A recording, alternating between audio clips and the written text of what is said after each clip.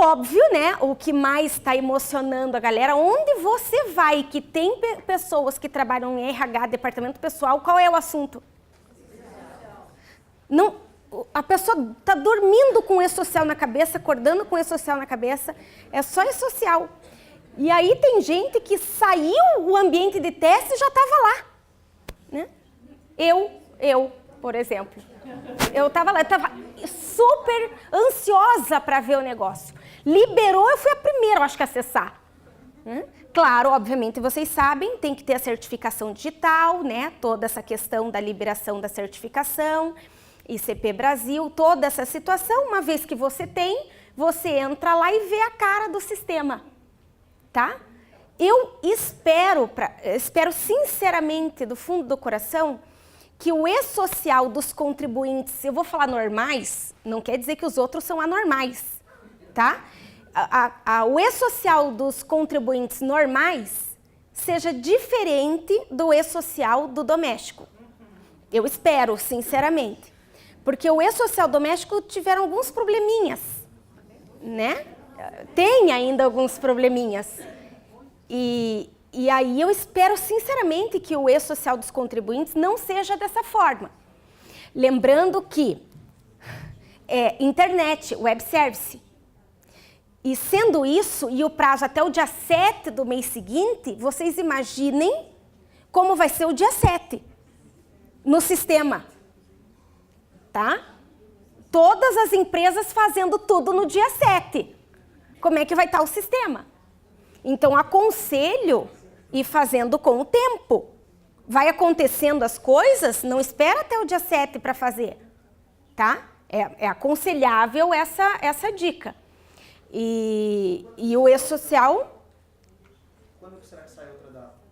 Veja, ele perguntou, quando será que sai a outra data? O e-social, você tem o prazo para entrada em vigor, que será quando? Se a sua empresa tiver faturamento superior a 78 milhões, a sua empresa vai ser obrigada a fazer as informações no e-social a partir da competência janeiro, né?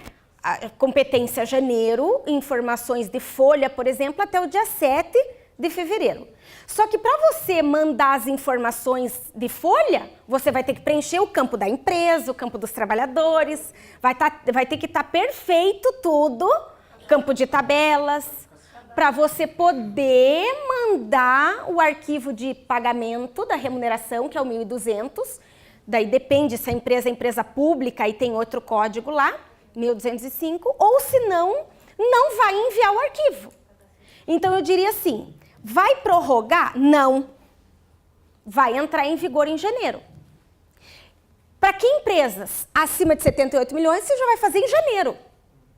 Vai mandar os dados da empresa, vai mandar os dados dos trabalhadores, vai mandar os dados de tabelas, tudo em janeiro, antes do dia 7 de fevereiro. Porque até o dia 7 de fevereiro tem que estar tudo pronto para a leitura da informação do pagamento da remuneração dos trabalhadores. Se você é uma empresa que não se enquadrou aqui, você tem faturamento menor do que 78 milhões, aí você dá uma respirada, porque você vai ter mais aí 6 meses para isso, que vai ser a partir de julho, então, tá? Olha, está escrito na normativa do e-social, dizendo que o campo referente à medicina e segurança do trabalho estará pleno de atividades, né? Estará sendo fiscalizado 6 meses depois da entrada em vigor do e-social da sua empresa. Isso quer dizer que você é uma empresa acima de 78 milhões, o teu campo de informações referentes à medicina e segurança do trabalho, ele só vai estar realmente sendo fiscalizado a partir de 6 meses depois, então em julho de 2018. Se você entrou em julho de 2018, aí só em 2019 é que eles vão começar a fiscalizar a parte de medicina e segurança do trabalho. Por que será que eles fizeram isso? Porque existe uma dificuldade muito maior na parte de medicina e segurança do trabalho. Existem empresas que acreditam que não tem. Tem isso. Empresas que não têm os programas das normas regulamentadoras. Tipo o PCMSO, que nunca fez periódico. Acontece, sim. Eu já ouvi falar que tem empresa que tem isso. Que não fez exame admissional. Que não se sabe qual é o ambiente de trabalho, se é insalubre, se não é insalubre, se tem grau de nocividade, se é perigoso. Não tem nenhum laudo. Bom, você vai ter que regularizar tudo para que você coloque todas essas informações no E-Social. Porque o E-Social, ele automaticamente vai mandar, né, vai ter fiscalização do Ministério do Trabalho no que tange a normas de medicina e segurança. Então a empresa, o fiscal, ele não vai precisar ir na empresa para fiscalizar normas de medicina e segurança tão somente. Ele vai poder fazer a fiscalização eletronicamente. Se você analisar e pensar o seguinte, ora, respeitando sempre as normas regulamentadoras. Eu vou dar um exemplo aqui de uma empresa sem nocividade. Ela não é insalubre, é um ambiente normal de trabalho. E eu, tendo entre 18 e 45 anos, e tendo o trabalho sendo realizado num ambiente normal, sem nocividade, a cada 2 anos eu tenho que fazer um exame periódico, certo? Quem é menor de 18 e maior de 45, anualmente. Mas eu estou falando isso num ambiente normal. Quem diz que eu sei o que é ambiente normal? O ambiente normal ou nocivo, ou o grau da nocividade, quem vai fazer é o engenheiro através dos laudos do PPRA. Eu não sei como é que é esse ambiente. E aí eu sei que se eu fiz um exame periódico, tá? Eu fiz o exame periódico em março de 2000, eu sou uma empresa com fatura, vamos colocar assim, em março de 2019. Todo mundo em 2019 vai ter a social, certo? Em março de 2019, eu fiz um exame periódico. Eu, Vânia, que tenho entre 18 e 45, fiz um exame periódico. E o ambiente do meu trabalho é um ambiente normal. Qual é o prazo que eu tenho para fazer o próximo periódico? Março de 2021, né? São 2 anos, março de 2021. Se eu não mandar o arquivo digital, o S2220, que é monitoramento da saúde do trabalhador, com um exame periódico deste trabalhador, você não precisa esperar o fiscal vir para eu te autuar. Já vai vir no seu e-mail a multa, né? Já vem, ó, você está atrasado o periódico aí. Ah, eu vou fazer agora. Faz agora, porque você é obrigado a fazer. Mas você vai fazer com multa, pagando. Então é uma coisa muito séria. Ou seja, não vai nem precisar de aguardar para ser penalizado. Você vai ser penalizado na hora, né, automaticamente, tá? Então tem que ter esse cuidado em relação ao E-Social. E só para ficar bem guardado na cabeça, os prazos para entrada em vigor são esses. Mas para entrar em vigor o sistema, porque a partir de 26 de julho já foi liberado para a área de TI, certo? Que nós não entendemos muito bem. A partir de agosto, está sendo liberado para todos para fazer, né, testes, para já entrar e brincar lá no sistema. A partir de janeiro, aí efetivamente não dá mais para utilizar como brincadeira. Aí o negócio vai ficar sério e vai ter validade. E aí não dá para a gente fazer e desfazer, né? Não é que nem a GFIP, que enquanto você não importa para a folha, né, enquanto você não importa a folha, não tem nada disso no E-Social. O teu próprio sistema não tem que importar nada para lugar nenhum, né? Teu próprio sistema vai enviar a informação e você recebe o protocolo do envio. Então, cuidado com o que você informa. Ah, informei errado. Bom, informou errado. Ainda bem que tem lá um layout, né, o S3000, para excluir o evento. Ai, paguei errado. E agora? Bom, existe, como tudo na vida, a retificação.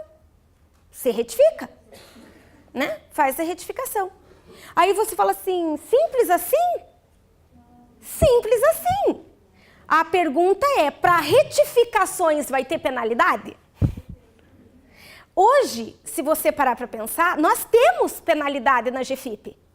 Está escrito lá no artigo 22A da Lei 8.212 de 91, que para retificações de mais de 10 campos da GFIP por competência, vai gerar multa de R$200.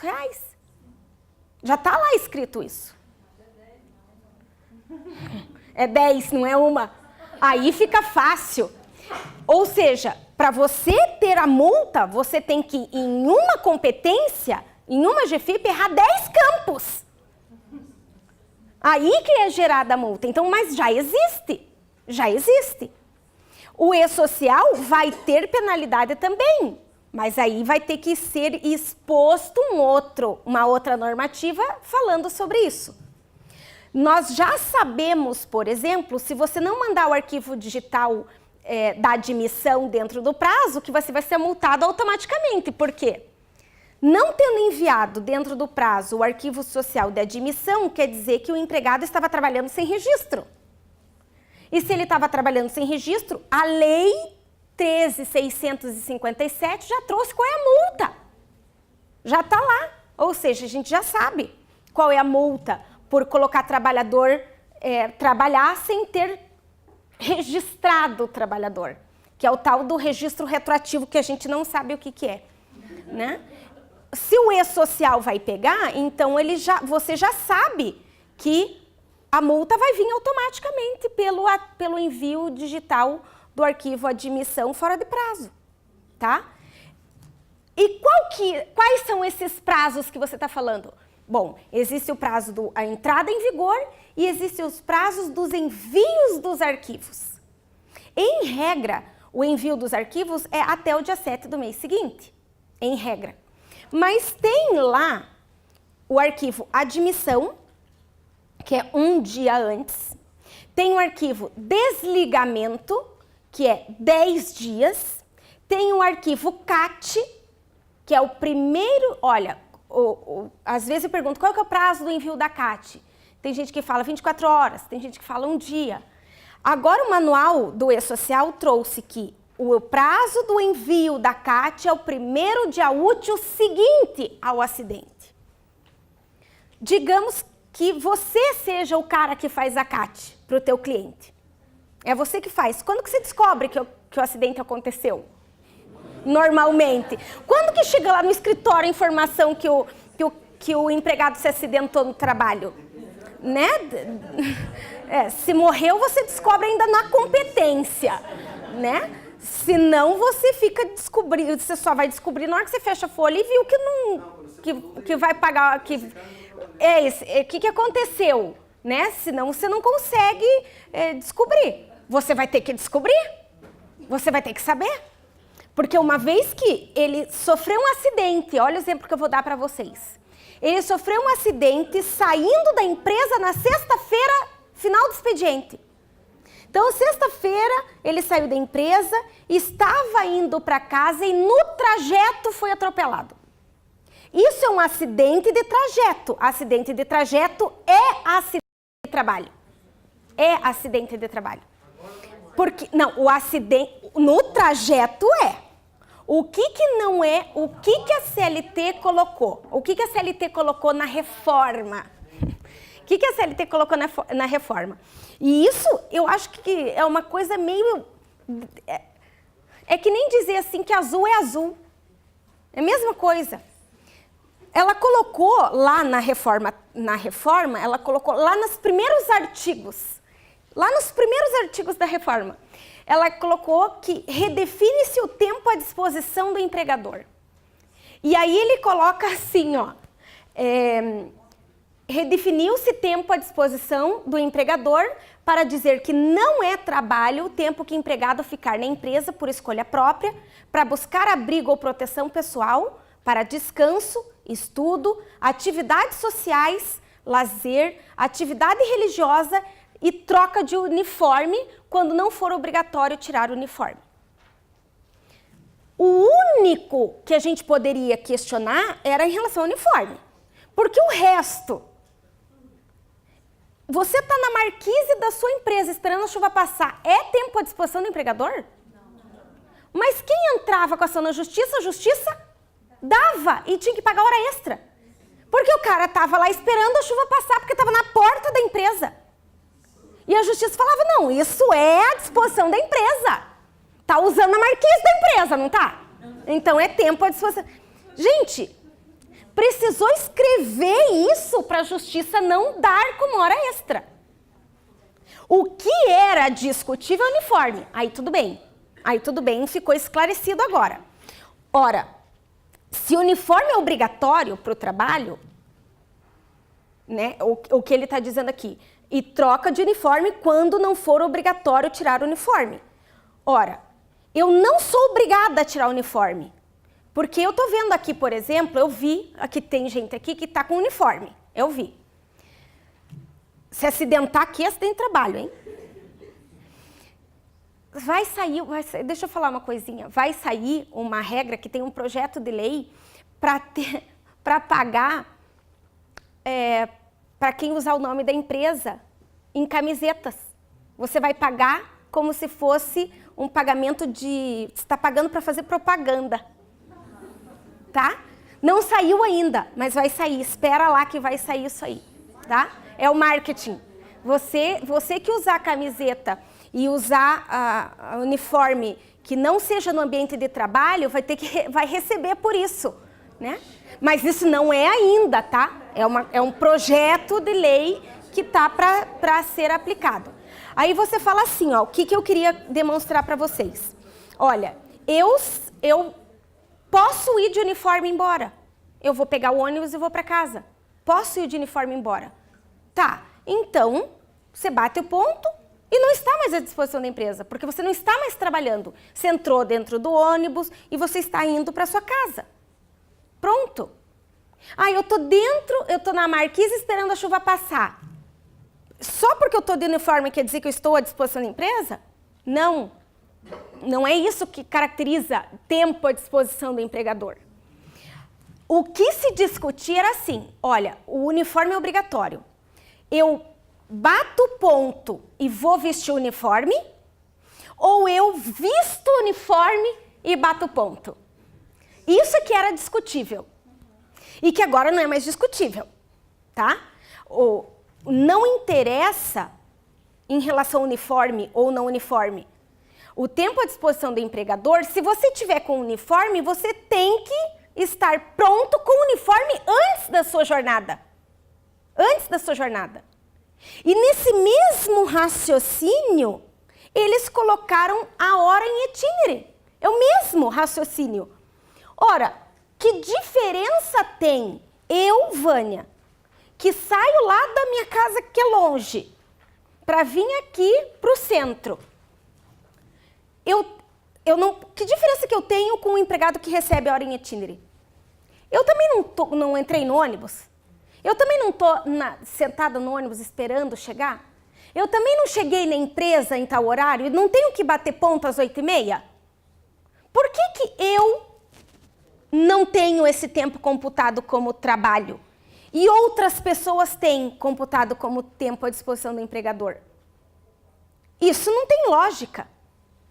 Nem no caso de difícil acesso ou não serviço por transporte público.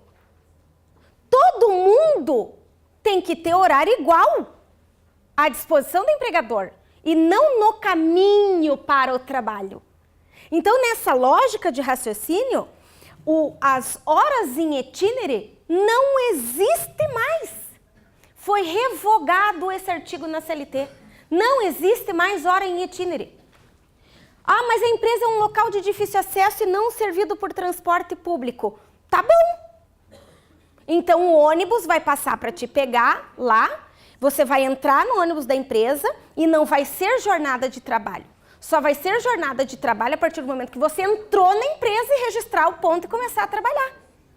E é o mesmo raciocínio para quem tá com uniforme. Esteja pronto para trabalhar no seu horário de trabalho.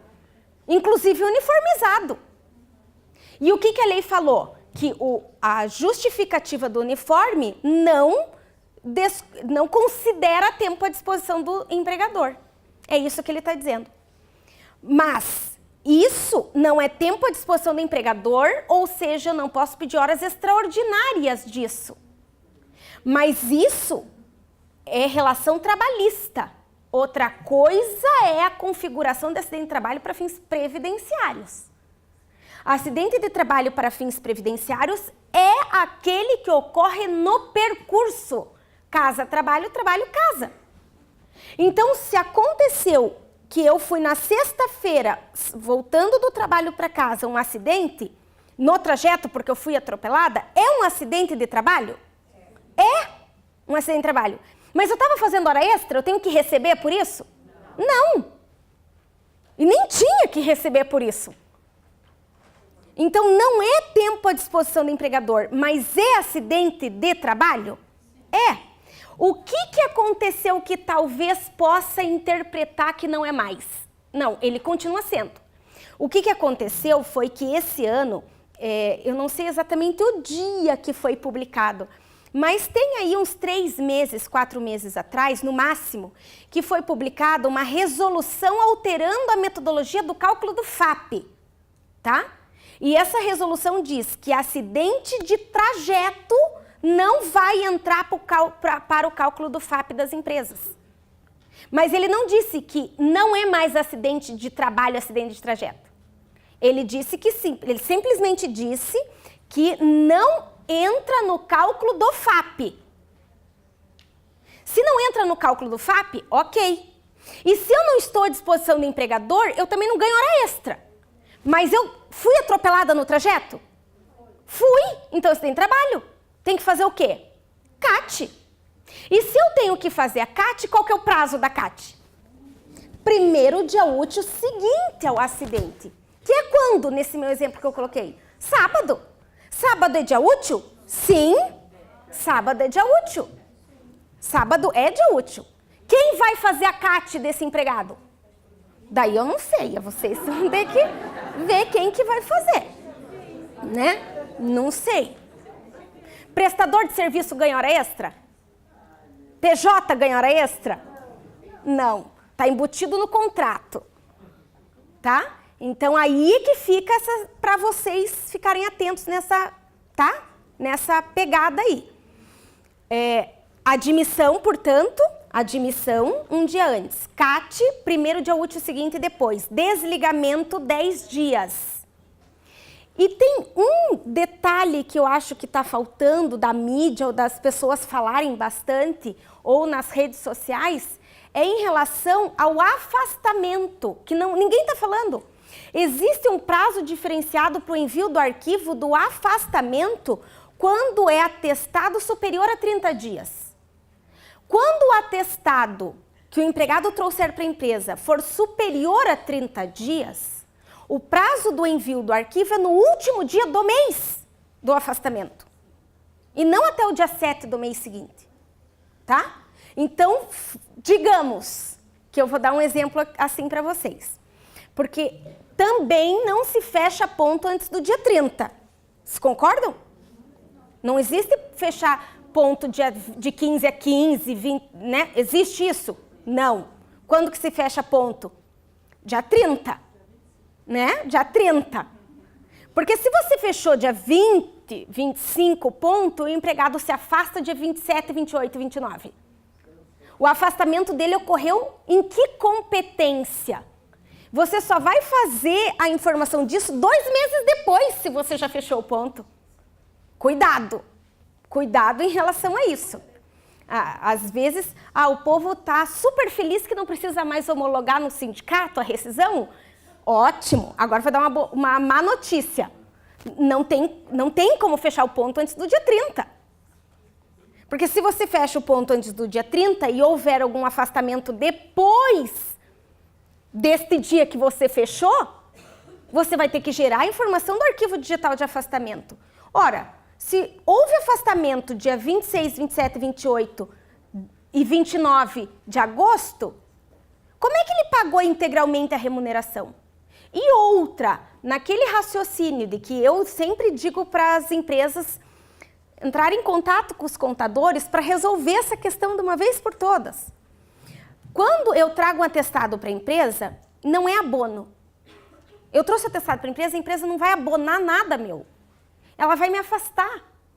E o afastamento até 15 dias é uma indenização pela minha incapacidade que a empresa vai pagar. Porque eu não estou trabalhando para receber. E aí existe a tese, aquela tese de que não teria incidência de INSS sobre os 15 primeiros dias de afastamento. Ora, se eu quero implementar isso dentro da empresa, eu não posso não colocar como afastamento esses 4 dias. Porque senão vai incidir INSS sobre isso. Tá? E aí a gente conversa com a empresa fala que o contador diz que não dá. Né? O contador diz que não pode fazer isso. De fato, o contador não está 100% errado. Porque o decreto, a Receita Federal quer que incida INSS sobre os 15 primeiros dias. E a gente diz que vamos recorrer disso, porque não é correto incidir INSS sobre os 15 primeiros dias. Tá? Se você conseguir eliminar de que os 15 primeiros dias não tem incidência INSS, você tem que fazer o ponto certinho. Porque como é que você vai compensar algo que não é daquela competência? Até para poder fazer o cálculo do juro Selic da compensação, se for o caso. Tá? Então, tem que ter bem criteriosa essa informação lá em relação ao fechamento do ponto. Eu sei que isso é uma coisa triste, mas é literalmente isso. Se o afastamento for superior a 30 dias, eu tenho que informar o afastamento dentro da competência do afastamento no último dia. Se não for afastamento superior a 30 dias, aí sim até o dia 7 do mês seguinte.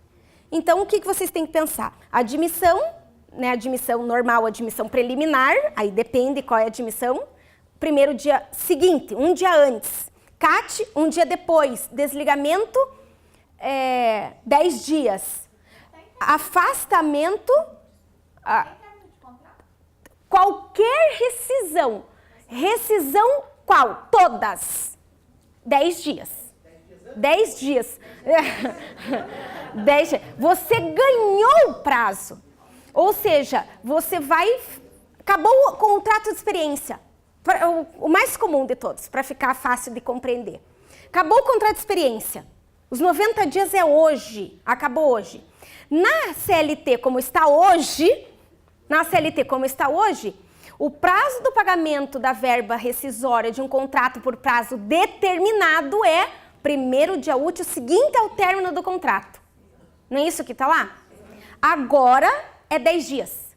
Hoje acabou o contrato, eu tenho 10 dias para pagar esse contrato de experiência. Olha só, todas as rescisões o prazo é 10 dias. E aí, nessa lógica, o E-Social também, o prazo do envio do arquivo, 10 dias. Então, pelo menos nisso eles facilitaram, né? Tudo botou 10 dias lá. Na verdade, você ganhou um tempo para fazer o pagamento. E aí você paga. E paga sem assistência de homologação. Olha que fantástico, né? Você ganhou 10 dias e não precisa homologar a rescisão contratual. Bem assim que ficou essa parte da reforma trabalhista. Então, cuidem nessa parte aí do E-Social em relação aos prazos, tá? Cuide, porque pode ser um dia antes, ou um dia depois, ou 10 dias, ou no último dia da competência. O resto até o dia 7 do mês seguinte, tá? Isso é importante colocar.